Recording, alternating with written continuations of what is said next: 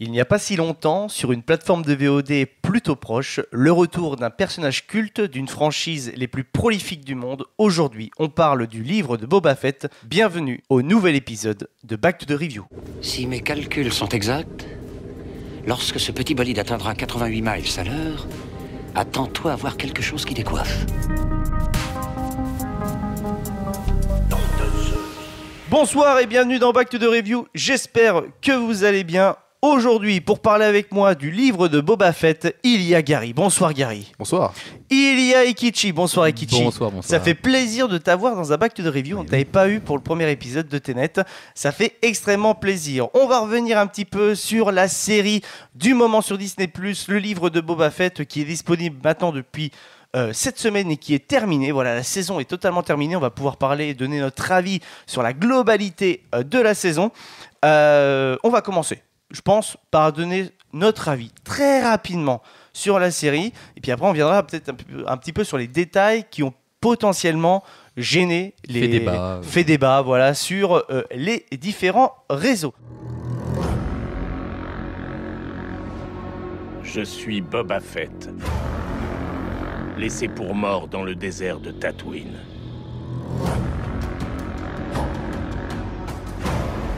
Jabba régnait par la peur.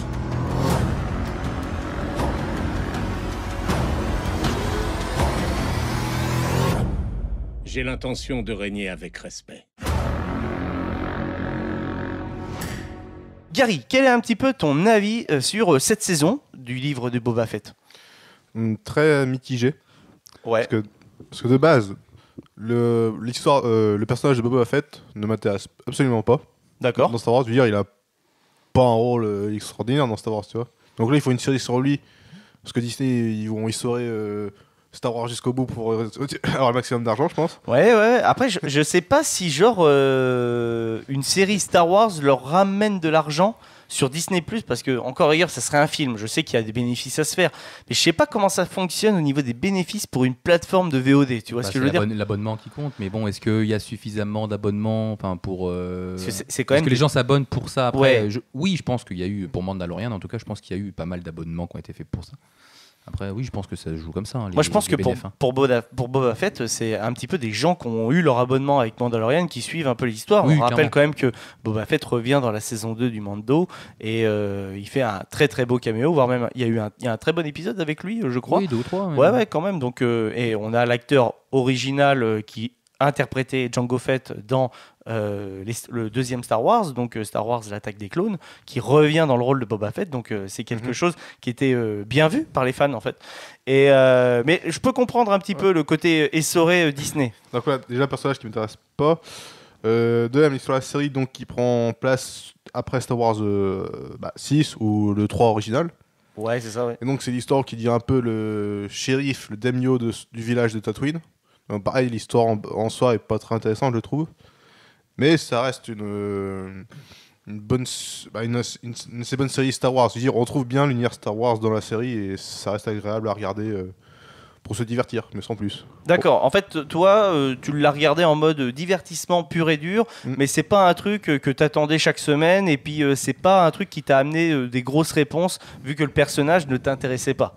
Oui, c'est ça. Voilà. Tout à fait. Je sais, moi, j'ai regardé la série d'un coup quand tous les épisodes sont sortis, en fait. Ah ouais, t'as tout maté. Ouais, d'accord, ok. Ouais. J'étais pas chaque mercredi soir, oh putain, c'est Boba Fett. Je te jure, par contre, moi j'y étais un peu comme ça, moi. J'étais un peu piqué par Boba Fett. Moi, hein. oui, dès qu'il sortait même le matin, il sortait le mercredi matin, je le regardais, mais parce que je me suis dit, tiens, je vais le regarder, mais pas par envie absolue, mais il est là, je le regarde comme ça, moi c'est fait, je me fais pas spoiler. Voilà. Après, il y a 2 très bons épisodes, mais c'est des épisodes où il n'y a pas Boba Fett. Je crois y revenir par rapport à tout ça. Ekichi, toi un petit peu ton avis sur la série dans sa globalité. Moi déjà, le personnage en lui-même de Boba Fett, je trouvais ça intriguant qu'il soit quand même vachement populaire pour le peu de fois qu'il est apparu. Je veux dire, il était extrêmement utilisé en cosplay, en fanart, etc. Boba Fett, c'est un personnage qui a toujours quand même fait rêver quelque part. Son côté un peu mystérieux, etc. Chasseur de primes, machin. Donc moi, je trouvais ça intéressant pour le coup de faire peut-être une série sur lui. Le problème, c'est que la série, elle prend totalement le contre-pied du personnage en lui-même. Qu'est-ce qui fait son mysticisme, le fait qu'on ne voit pas sa tête, etc. Alors, on aurait pu voir sa tête, il n'y a pas de souci. Le problème, c'est qu'on le voit 90% du temps sans son casque, sans vraiment son intégralité de l'armure de Boba Fett. Donc déjà, là, il y a un problème. Par contre, le côté intéressant était le côté de son passé avec les Tusken. Ça, j'ai trouvé ça pas trop mal, parce que ça aurait pu... En fait, ça aurait pu justifier le fait qu'il soit devenu, comme ça a beaucoup parlé, devenu gentil quelque part.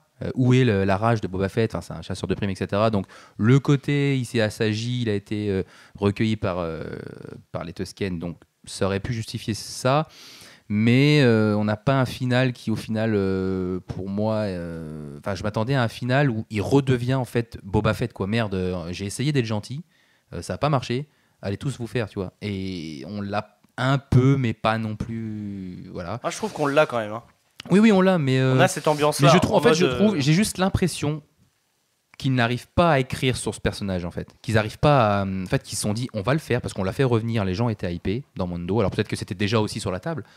Encore une fois, l'idée était bien, mais j'ai l'impression qu'ils sont. En fait, ils n'arrivent pas à écrire sur ce personnage. Il y a trop d'incohérences, trop de haut, de bas, etc. Enfin, c'est bizarre en fait, c'est très très bizarre.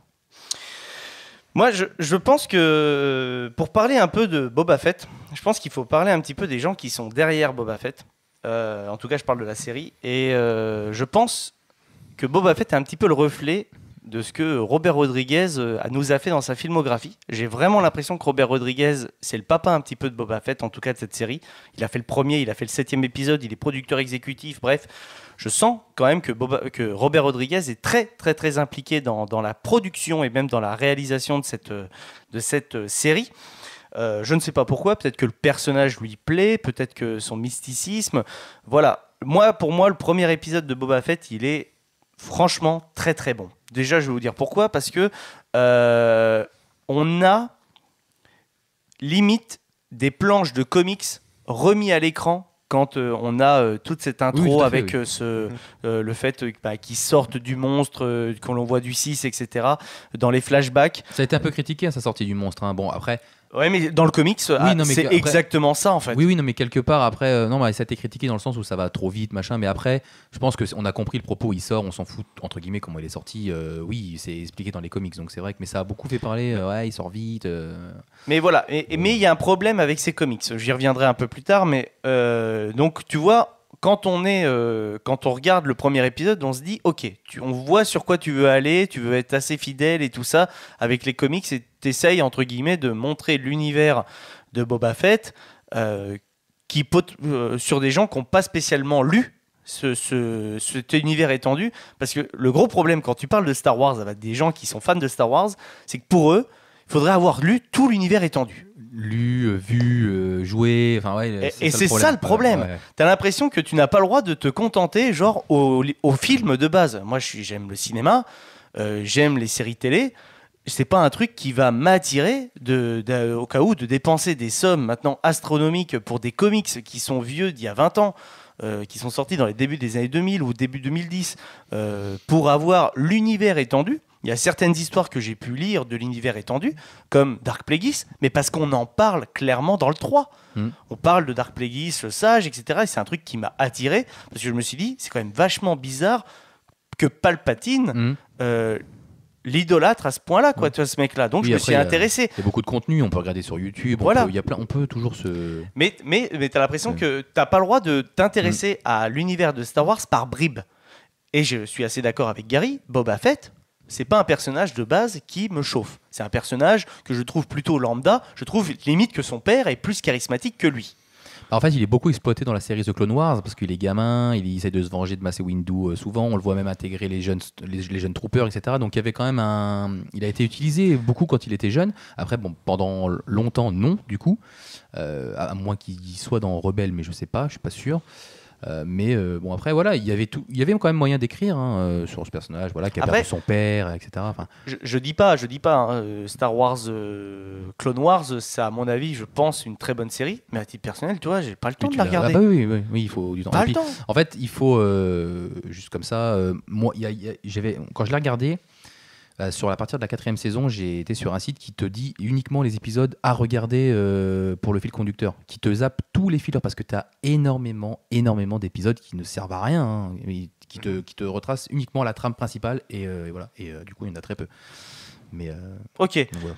Non, mais c'est intéressant d'avoir ça. Mais pour moi, c'est un des problèmes, je trouve en tout cas, quand tu commences déjà à parler de Star Wars. Là, en plus de ça, la série, elle souffre aussi que la filmographie de Robert Rodriguez, elle est en dents de scie. Là, cette saison, elle est en dents de scie totale.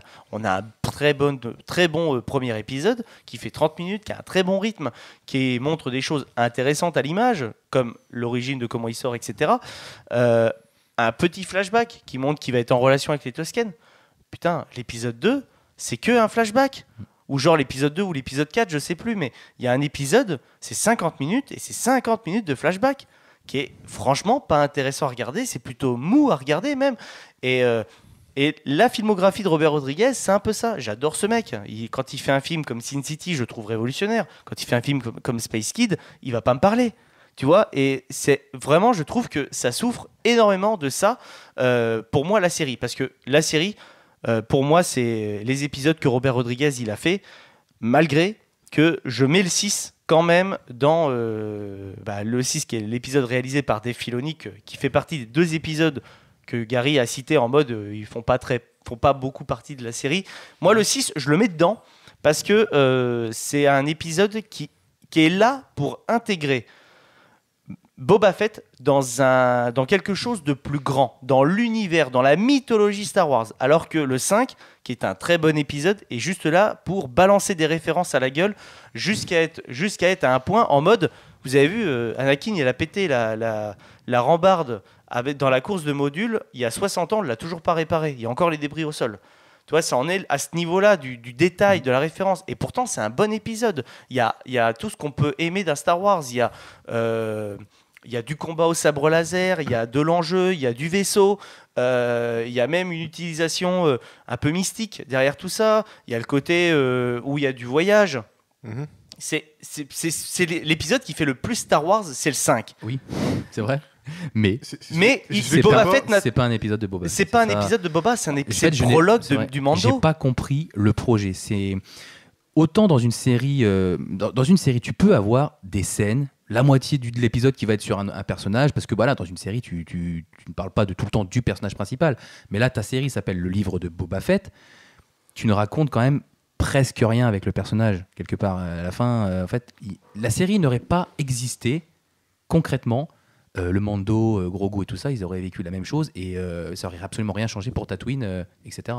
Ah mais non, mais complètement d'accord. Personnellement, si tu retires là les événements du livre de Boba Fett, Tatooine n'évolue pas. C'est le seul truc qui montre une évolution par rapport à Tatooine, c'est la scène post-générique qu'on a dans la saison 2 du Mandalorian. Oui, bah oui, et, clairement. Ce changement, voilà. Alors que là, on a ce syndrome. Alors que là, ce que je pense, c'est qu'on a ce syndrome que j'ai dénoncé plusieurs fois ici et en off, le syndrome de Bucky Barnes dans Le Faucon de l'hiver. Le Faucon de l'hiver. Dans le Pourquoi pas, oui. Dans la série Le Faucon et le Soldat de l'hiver.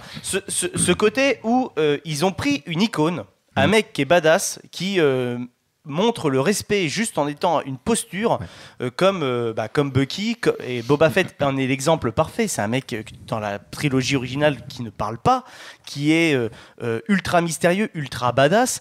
Il capture le contrebandier le plus célèbre du monde, avec une aventure qui est vraiment stylée. Et là, on le rend fragile, on le rend humain. C'est pas quelque chose qui m'intéresse à regarder, en tout cas. Et c'est pour ça que t'as parlé des flashbacks Tusken. En fait, son intéressants. passé ça aurait pu amener le côté qui est ici assagi. Il s'est dit, allez, j'ai appris l'humilité, etc. Mais ça n'a rien servi derrière, en fait.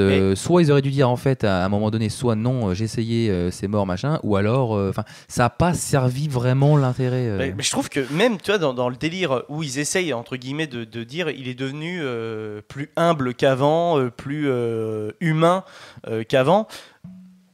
Pour moi, les flashbacks ne racontent pas ça. Ils racontent juste comme quoi il a été sauvé et qu'il doit, entre guillemets, une sorte de c'est pour ça que ça a mal été redevabilité au peuple Tusken qui se fait littéralement Koumé, coumer. oui, à chaque fois. Voilà, c'était ça qui était intéressant, le fait que justement entre ce que ça mélangeait à la fois le côté western qui est beaucoup présent dans l'épisode 6 qui est réalisé par Dave Filoni, hein, ça se voit énormément parce qu'il fait intégrer donc son personnage qui est Cad Bane. Cad Bane, ouais, c'est ça. Ça fait très très très western, donc franchement super, il y a rien à dire. Par contre, tout le reste de la série est censé représenter des codes de films de mafia. Ce qui définit un film de code de mafia, c'est des négociations, des réunions, des attaques par surprise. On a ça un petit peu au début de la série. On a ça au moment de l'attentat, qui est très présent. Voilà, mais au milieu, t'as pas grand-chose. Mais au milieu, finalement, t'as pas grand-chose. Et en plus de ça, on a cette parenthèse du Mando qui est magnifique, j'avoue, qui est vraiment bien. Qui n'a rien à faire mais là. Mais qui est 50 minutes dans le vent. En fait, le problème aussi de ça, c'est que si les personnes qui vont intégrer la série, enfin la saison 3 de Mando, s'ils n'ont pas vu les 2 épisodes là dans Boba Fett, du coup, ils vont pas comprendre pourquoi en fait Grogu est encore avec Mando. Ils vont pas comprendre plein de choses en fait. Et c'est ça qui est dommage. Alors, est-ce qu'ils sont en train de vouloir faire du Marvel, entre guillemets, ouais, il faut que tu aies vu ce truc-là pour comprendre, machin. Ok, pourquoi pas, avec Marvel, ça marche. Oui, bah si t'as pas vu tel Marvel, tu peux pas comprendre pourquoi tel personnage il est là alors qu'il est plus censé être là, machin. Mais là, ça pose un problème parce qu'on nous révèle quand même beaucoup d'infos dans l'épisode 5 avec Mando et le descendant de celui qui a le sabre noir, etc. Donc tout ça, en fait, on l'aura pas du coup dans la saison 3 de Mando. Il va faire quoi Mando? Pourquoi il a son petit vaisseau, etc. En fait, on va rien comprendre. On va se dire putain, mais j'ai loupé un truc. Et du coup, bah, les gens, oui, alors peut-être vont aller voir Boba Fett. Et ils vont, ça se trouve, regarder juste les épisodes de Mando parce qu'ils auront su qu'il y a 2 épisodes qu'il faut regarder pour suivre et que le reste, voilà. Mais c'est dommage, c'est très très dommage ce choix-là. Gary, tu veux rajouter quelque chose? Oui. Après, oui, c'est peut-être pas sa place dans la série, mais je suis quand même très content qu'il ait mise là dans la série. Ah oui, clairement. C'était ça, c'était le plaisir de le revoir, mais plus que de suivre Boba Fett. Parce qu'à ce moment-là, on avait déjà eu 4 épisodes où on disait c'est bon, putain, le mec, il se fait rouler dessus tout le temps et il dit rien. À un moment donné, t'es un ex-chasseur de primes, t'es badass, t'as un jetpack, utilise tes armes, quoi. Enfin, et non, il se fait rouler dessus. Ah oui, c'est clairement ça. Hein. C'est vrai que sur les 4 premiers épisodes, j'en discutais avec un collègue qui est pas du tout dans le délire réseaux sociaux, etc. Lui, il est loin de ça. Hein. Par contre, son fils est fan de Star Wars, donc il s'intéresse à ce que son fils regarde.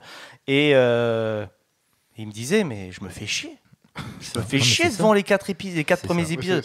Et j'y ai dit, quand j'ai vu le 5, j'ai dit, mec, c'est une masterclass. Par contre, il est pas là. C'est pas un épisode de Boba, c'est le prologue du Mando. Et il me dit, ah ouais, mais par contre, j'ai adoré Mandalorian. Je fais, t'as adoré Mando parce que le personnage est ultra charismatique. Et mystérieux, charismatique, voilà. Badass. Mais tu vois, il apprend à le devenir. Enfin, voilà, ils ont voulu démystifier Boba Fett. Potentiellement peut-être pour que l'acteur ait une reconnaissance, je ne sais pas, peut-être. Ça aurait pu, en fait, l'idée de base, moi, me déplaît pas. C'est vrai, quand on disait pourquoi faire, moi, ça me déplaît pas parce que c'est un personnage qui a toujours été culte quand même.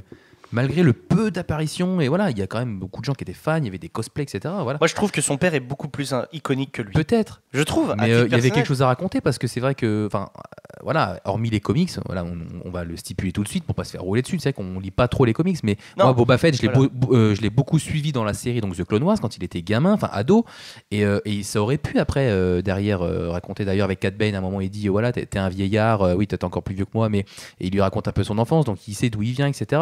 Et voilà, il a fait de la contrebande, voilà, il a intégré les jeunes troopers, comme je disais. Mais ils auraient pu faire des flashbacks de ça, par exemple, avec un gamin. Ça aurait pu être plus intéressant. Surtout que dans l'épisode 6, on a un super flashback qui reprend Clone Wars. Oui. Bah qui est magnifique, oui, c'est vrai, non, mais c'est vrai. Qui est super. Ça pourrait être super cool. Tu sais, d'alterner des passages où il est chez les Tusken, mais d'alterner des passages où justement il est beaucoup plus ado. Comme tu dis, beaucoup plus jeune. On a un passage où il ramasse le casque de Django. Je me suis dit, putain, trop bien. Ça veut dire qu'on va vraiment explorer le personnage. Mais en fait, non, on explore la relation qu'il a avec les Tusken.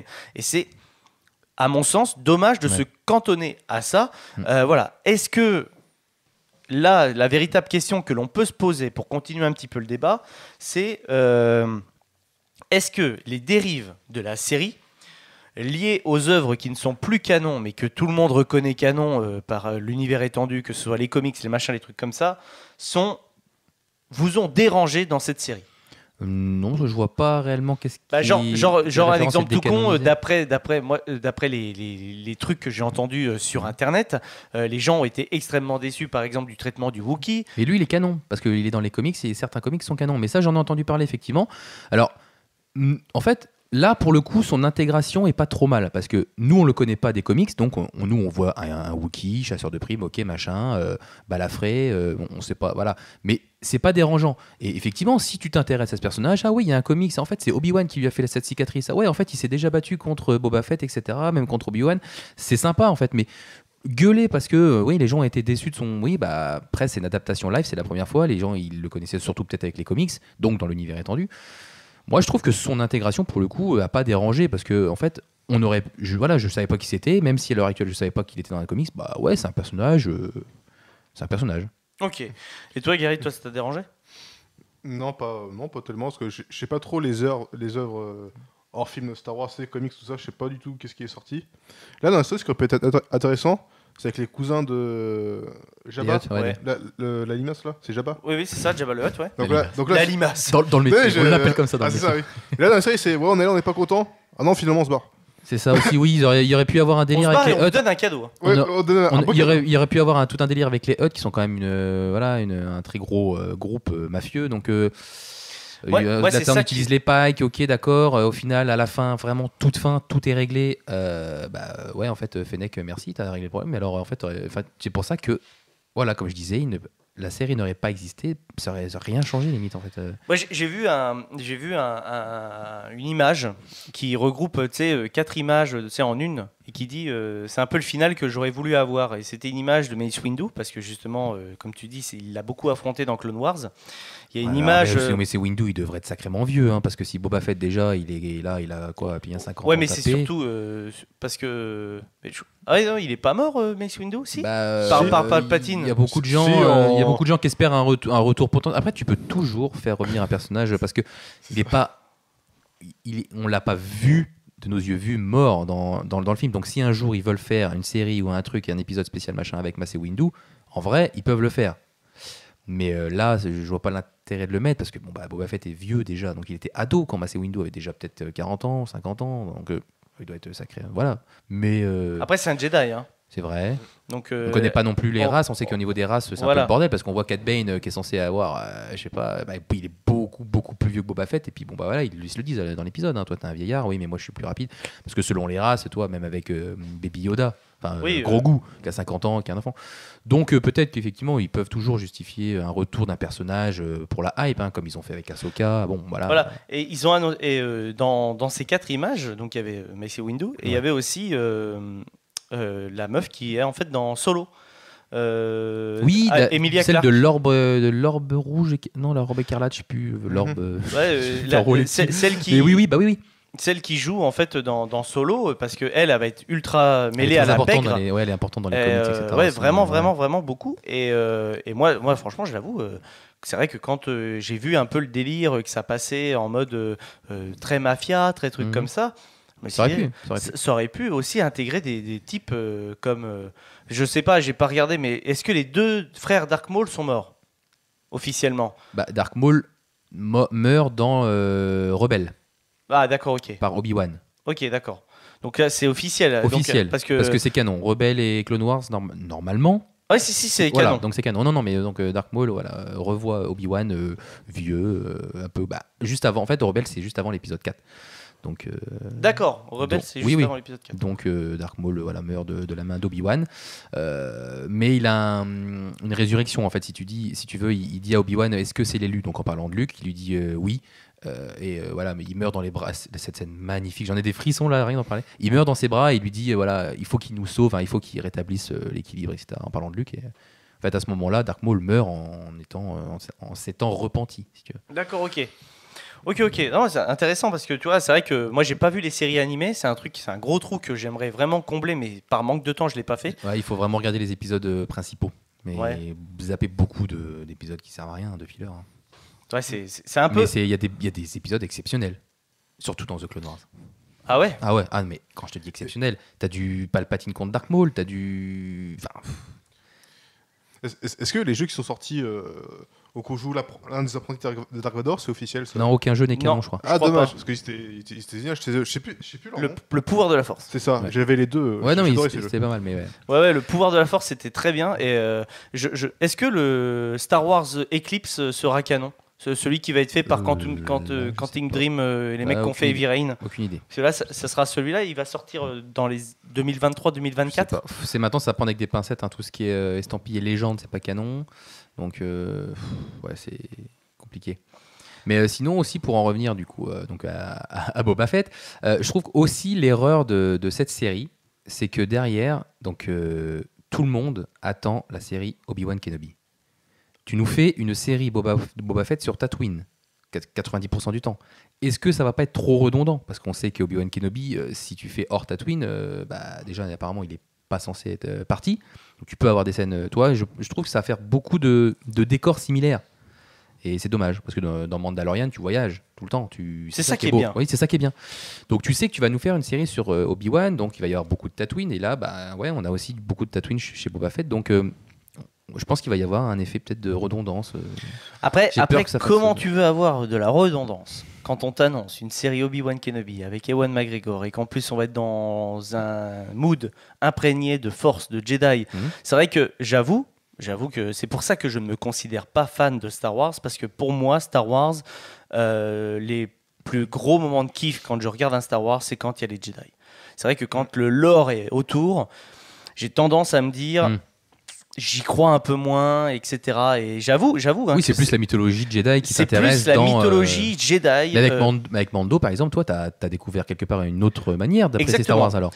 Totalement. C'est Mando. Mando m'a vraiment ouvert sur le côté un petit peu exploration de l'univers, parce qu'il voyage énormément. J'avoue quand même que ce qui m'a beaucoup marqué dans Mando, c'est aussi quand même Grogu. Grogu est ultra attachant, mais t'es tout de suite en fait imprégné par le délire. Il fait partie de la même race que Yoda, donc il y a un rappel à la force. Oui, puis il a la force en lui, il va potentiellement devenir Jedi. Donc oui, t'as toujours ce. Donc t'as toujours ce côté mythologique lié à la force, à l'équilibre, au Sith, tout ça qui est imprégné dans le Mando. Et d'ailleurs, c'est pour ça qu'on a un final qui est dantesque avec cette réapparition de Luke, qui est magnifique dans la saison 2, et qui est franchement une des meilleures choses qu'on peut voir, entre guillemets, de l'univers cinématographique et série télé de Star Wars, avec la scène de Dark Vador dans Rogue One. Tu vois, c'est pour moi, c'est des scènes qui sont cultes, et pourtant, c'est Disney qui les ont fait. Il y a beaucoup de monde qui vont cracher sur Disney. Sans Disney, ça serait fini tout ça. Oui. Je suis d'accord par contre pour dire que le 7, le 8 et le 9, ça tire sur la corde et ça tire entre guillemets sur un manque d'originalité clair, net, précis. Parce qu'ils sont restés dans la timeline Skywalker, mais exactement. Là, en faisant autre chose, on voit que ça fonctionne. Moi, ce que j'aime, c'est quand tu fais du autre chose, mais que au final, c'est ce que j'écrivais quand j'ai préparé l'émission, tu l'intègres dans quelque chose de plus grand, de plus gros. Le plus gros, c'est le monde de Star Wars, la mythologie, la force, l'équilibre. Et que tu as moins dans Boba Fett, tu as moins ce côté force, parce que dans Mando, tu l'as à travers Grogu, mais dans Boba Fett, hormis les 2 épisodes de Mandalorian dans Boba Fett, t'as pas ce côté la force, t'as pas ce côté plus grand que toi, c'est je veux devenir daimyo, parce que voilà. Mais c'est pour ça que je suis à la fois content. L'épisode 5, tu vois, j'avoue, c'est plutôt un guilty pleasure. Je suis quand même content qu'il l'ait mis. Mais par contre, tu vois, l'épisode 6, je trouve que cet épisode-là, il mélange parfaitement Boba Fett, Mando, la force, la mythologie Star Wars. Et à la fois, ça l'intègre dans quelque chose de plus grand, donc ça le devient limite indispensable.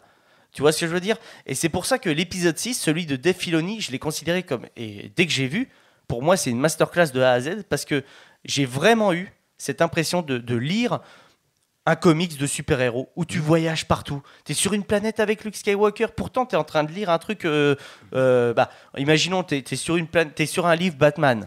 Au bout d'un moment, tu as 2 pages qui vont à Metropolis, tu es content de voir Superman, pourtant tu es en train de lire un Batman. Oui. Là, j'ai vraiment eu ça, ce côté où tu es en train de lire un Boba Fett, tu es en train de déguster un truc Boba Fett qui manque de saveur, qui manque de corps. Là, avec cet épisode-là, on te ramène à l'univers tout entier de Star Wars et on te dit, en fait, il est toujours là quand même, tu vois. Ouais, mais un épisode complet, c'était trop par rapport à ce qu'on a eu avant. C'est ça que je reproche. C'est comme je disais, dans une série, tu peux avoir les 3/4 d'un épisode ou une scène ou de plusieurs scènes sur d'autres personnages. Mais là, c'est 2 épisodes complets, en fait. C'est ça qui est dérangeant, je trouve. Je suis Qui est d'accord. bizarre, en tout cas. Bizarre, oui, mais après, j'avoue que je boude pas le plaisir. Je Oui, boude pas ah bah, le plaisir clairement. pour le 6. Mais oui. Ah Putain, non, après, franchement. oui, le 6 est... Et, non, et- le 6 est- et je dois l'avouer que par contre, tu vois, j'en faisais aussi un petit peu le parallèle. C'est aussi, entre guillemets, l'anti-Hawkeye pour moi, cette série. Elle commence très mal et je trouve qu'elle finit parfaitement bien. Oui, Hawkeye bah, oui, oui. marchait très très bien au début et on a un final ultra décevant. Ouais, oui, ça s'est essoufflé même au cours. Enfin, ouais, c'est vrai. C'est vrai. Vraiment, tu Mhm. vois, et c'est dingue Tout à fait. d'avoir en fait cette différence de série en mode c'est difficile à attaquer et par contre la fin est magistrale. Et c'est là que je me suis posé la question en me disant est-ce qu'il vaudrait pas mieux une série qui commence mal mais qui finit en apothéose plutôt qu'une série qui commence parfaitement bien et qui se termine en nœud de boudin? Peut-être, mais si déjà on fait cette émission, c'est parce que, comme on a dit, ça a fait parler. Donc, même si ça s'est fini, c'est vrai, en apothéose, ça a beaucoup fait parler pour les 4 premiers épisodes et pour le traitement du personnage de Boba Fett. Donc, oui, vaut mieux une série qui commence mal et qui finit bien. Mais si on en parle, c'est que malheureusement, Je suis ça d'accord. restera dans les annales pour une mauvaise chose. Ok, Bah, tu l'as considérée mauvaise donc toi? Bah, Non mais je parle globalement, je pense, dans l'imaginaire des gens. parce qu'après on va Mais, devoir écourter un petit peu. Ouais, oui, non, mais je l'ai regardé parce qu'il fallait et un jour, si on me demande, je dis qu'il faut la regarder peut-être juste pour suivre la transition de la saison 2 à 3 de Mandalorian, c'est tout. D'accord. Et toi, Gary, toi, t'es plutôt dans quel... Là, tu l'as dit, tu l'as regardé déjà d'un bloc, mais là, ton visionnage, tu t'es juste dit c'est une perte de temps ou t'es content ou... Bah, les 4 premiers, si, je me suis fait chier. je Ouais, t'avoue. bah non, mais je comprends. Parce que je dis, le personnage en soi m'intéressait pas des masses de base. Et ensuite, là, on part sur Mandalorian, et là, j'ai vraiment accroché, tu vois. Bah ouais. Mais- C'est vraiment Mandalorian qui m'accroche dans c'est cette ça. série, c'est pas Boba Fett. C'est con. Bah oui. Bah- En fait, il n'a fait que ratiser la hype, que raviver la hype de Mando, en fait, cette série, enfin ces épisodes. Mais bon, après, Donc c'est triste pour lui. après c'est normal qu'au début, ce soit lent, parce que c'est le temps d'introduire le personnage, je suppose. S'il y a une saison 2, je regarderai quand même. Mais... Ouais, mais tu vois, réintroduire le personnage alors qu'on le connaît déjà par les films originaux, je trouve pas ça intéressant. Et je trouve que, par contre, le traitement qu'ils ont fait dans la série nuit un petit peu à la carrure du personnage dans les films originaux, et c'est ça un peu le problème. C'est ce que je dis, tu vois, Jango Fett, on le voit un film, il est badass de A à Z et il meurt en héros, il meurt épique. Tu vois, il se fait décapiter par Mace Windu, c'est incroyable. Non mais c'est Oui, incroyable dans la façon de faire. Mais toi, tu as un traitement de A à Z, un début, un milieu, une fin. Il est épique tout du long, ultra badass. C'est bon, c'est fait quoi. Et pourtant, de tous les Star Wars, je pense que l'attaque des clones, c'est un des Star Wars que j'aime le moins, tu vois. Moi, je suis un kikou, Star Oui, Wars. toi, tu veux du sabre laser. Moi, je veux du sabre laser. Pour moi, le meilleur, c'est la revanche des Sith. Hein. Bah oui, Ouais, je suis d'accord. Je vous le dis. Et je suis franchement, j'ai pas honte de dire que mon préféré c'est la revanche des Sith. Il y a du sabre laser, il y a du salto, il y a de la Oui, force. parce que comme tu disais, voilà, Ouais, toi, comme tu disais, t'es vraiment plus ancré dans ce délire Star Wars pour toi. Ouais. En fait, c'est pas rédhibitoire, mais toi, tu veux du Jedi, tu veux de la Force, tu veux voilà. C'est ça. Après, si le 2 t'enlève l'histoire Anakin Padmé, le 2 est très bien. Mais C'est vrai. Mais c'est juste l'histoire casse-couille avec Anakin. Oui, la D'ailleurs, revanche, ça va être- d'ailleurs, j'ai une petite anecdote par rapport à l'attaque des clones. Je sais pas si vous savez, mais en fait, dans l'attaque des clones, il y a une musique d'Harry Potter. D'accord, bon, ça va. Lors du passage en fait en jet, quand ils sont dans la course poursuite dans la ville, voilà. Oui. Et ben en fait, c'est un thème de Quidditch de Harry Potter. Donc en fait, quand tu regardes Harry Potter. Parce que c'est John Williams qui fait Ouais. les deux musiques et en fait ils se sont plantés quand ils ont fait le mixage du film, ils Mais ont non. balancé en fait la musique d'Harry Potter sur les images, tout ça, mais ça collait pas mal donc ils l'ont gardé et dans la Ah, musique donc ça a été assumé de regarder alors, c'est pas. ils l'ont gardé, Oui. ils l'ont gardé en fait dans le film Star Wars, mais ça n'a rien à voir. C'est une musique qui est plutôt même différente, tu sais, de l'ambiance du film et tout ça. Et ils l'ont mis aussi dans Harry Potter. Donc en fait, dans un film, il y a les deux mêmes musiques. D'accord. C'est quand même dingue. Tu vois. Ce qui est intéressant, c'est qu'ils mettent la musique de Star Wars dans Harry Potter après, tu vois. Ouais, c'est clair. Mais là, en plus, toi, comme je dis, c'est une musique, un thème de Quidditch, donc ça va bien, c'est en mouvement, etc. Et franchement, j'avoue que je l'aurais pas su sur Internet, parce que c'est en regardant une vidéo, je crois, de la manie du cinéma qui avait dit cette référence. Et je me suis dit, tiens, c'est marrant, toi. Donc, petite anecdote comme ça que j'ai appris sur Internet. On va terminer cette émission vite fait avec un petit quiz Star Wars. Comme d'habitude, on termine termine les BTTR en chill. Merci en tout cas d'avoir donné votre avis. C'est plutôt mitigé quand même pour Boba Fett malgré tout, mais bon, je pense qu'elle est indispensable à regarder pour le Mando, quoi.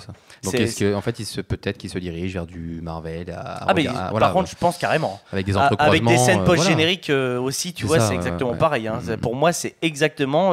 Ils prennent le schéma de Marvel et ils l'intègrent à l'univers de Star Wars, et c'est pour ça qu'il y a beaucoup de personnes qui se disent ouais, Disney ils font de la merde avec Star Wars. Disney, ils font pas que ils font pas que de la merde avec Star Wars, et c'est ça le truc, c'est que on peut pas être aussi nuancé avec ça, parce que il y a certains films Marvel qui sont nazes, Thor 2, Ant-Man 2, tu vois, toi t'aimes bien Thor 2 toi? Oui, j'aime bien, oui. Parce que c'est Thor. Mais tu vois, mais même quand tu le prends dans le lore de Thor, moi j'ai du mal avec celui-là, tu vois. Et même Ant-Man, allez, on va prendre Ant-Man et la guêpe, que je trouve absolument il sert à rien, lui. Il sert à rien, voilà, on est d'accord. C'est franchement nul pour une scène post-générique qui là est intéressante et à faire la transition avec Endgame. Donc il y a des trucs comme ça qui sont faits avec Marvel que les gens vont pas spécialement voir. Par contre, ils vont les critiquer auprès de Star Wars. Après, c'est normal, Star Wars, il y a quand même moins de films. Il y a beaucoup de séries qui arrivent aussi, donc voilà. Mais après, il y a beaucoup de séries, et surtout, partez de la timeline Skywalker. Parlez de l'univers. C'est ça, regarde, Mando, qui ça arrive. passe. Bon, Obi-Wan, ça c'est vraiment pour la grosse hype, et je pense que beaucoup l'attendent. Non, mais Obi-Wan, c'est le retour d'Ewan McGregor. C'est ça. Oui. On l'attend parce que McGregor est là. Ils auraient annoncé McGregor et Hayden Christensen. Oui, aussi. Là, t'as vraiment, pour moi, Obi-Wan, c'est la suite que j'ai toujours voulu avoir de La Revanche des Sith. C'est ça. Et c'est pour ça que Day One, apparemment, ça sortira le 25 mai 2022, donc 45 ans pile après après la sortie de l'original, de Star Wars original, donc c'est plutôt beau, je trouve. Après, est-ce que toutes les séries vont être pertinentes? Il y a Andor, les Rangers de la République. Alors par contre, ça c'est dingue, parce que Andor, mais... on a vu 0 image. Ouais. Disney Plus a renouvelé pour une saison 2. Alors ça, je te jure. Donc ils sont confiants dans leur truc. Ils sont confiants dans Andor, mais un truc de malade. Moi, j'attendrais au moins les visionnages de mi-saison pour voir. Et ils ont renouvelé saison 2. Ils ont renouvelé déjà saison 2. Ils sont peut-être confiants dans leur truc, mais bon, à voir. À voir. Allez, petit quiz de Star Wars vite fait. Pourquoi Mace Windu a-t-il un sabre violet? Je crois que je l'ai. Vas-y, dis. Vas-y. Parce que je crois que c'était son exigence pour jouer dans Star Wars. Je crois qu'il avait juste dit à George Lucas pourquoi il y a que ces couleurs-là, ou un délire comme ça. Moi, je veux violet. Bon, ok, t'auras violet. C'est exactement ça. En fait, Samuel Jackson sur le tournage, il fait moi j'aimerais bien avoir une couleur un peu différente des sabres si possible.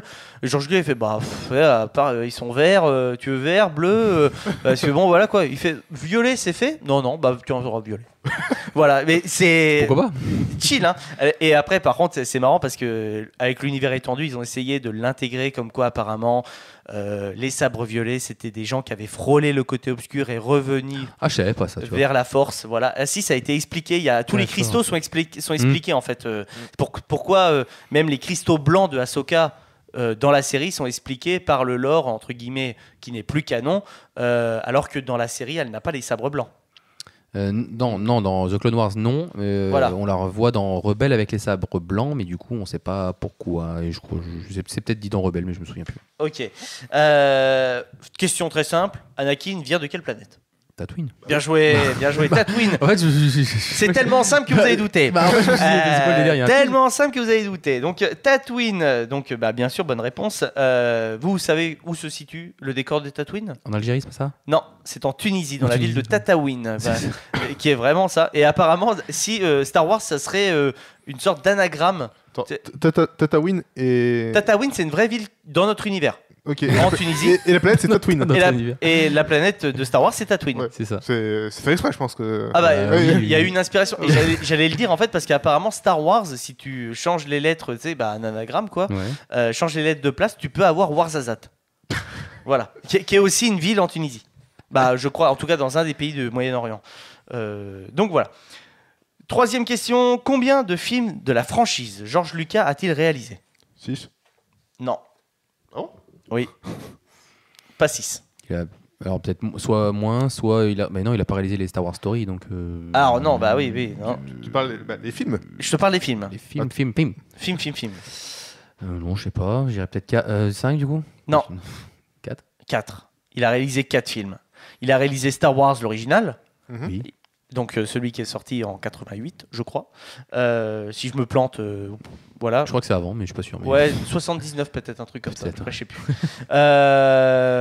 Donc, il a réalisé donc, le Star Wars original et il a réalisé l'intégralité de la prélogie. D'accord, mais pas le 5-6. 5-6, c'est pas lui.